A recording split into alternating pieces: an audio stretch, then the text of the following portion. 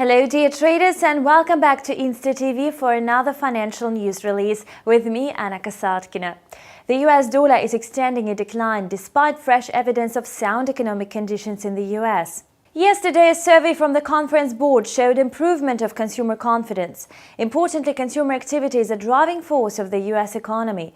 The population spending accounts for nearly two-thirds of the overall US gross domestic product.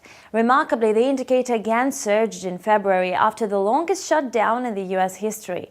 The reading came in at 131.4 this month. The European Commission released a similar survey which still signals a negative trend. The eurozone's indicator includes both consumer and business sentiment.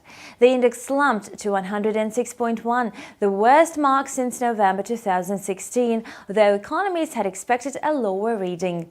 Perhaps this is the reason why the market took no notice of the pessimistic data. However, traders did not price in yesterday's upbeat report from the Conference Board. The thing is that investors are pondering over yesterday's testimony of Federal Reserve Chairman Jerome Powell. The policymaker again confirmed intention to refrain from further rate hikes. Such remarks prompted traders to sell off the US dollar. Meanwhile, the euro has been able to approach the psychological level of 1.14. The pound sterling is asserting its strength versus the greenback. Today, the pound-dollar pair rebounded from a 5-month high at 1.3250. The pair is following the upward trajectory, aiming to break 1.33 mark. Tomorrow, the US is due to release GDP data for the fourth quarter. The consensus suggests negative data. In this context, the European currencies are likely to continue growth versus their American rival. That's all for now. Thanks for watching and see you back soon.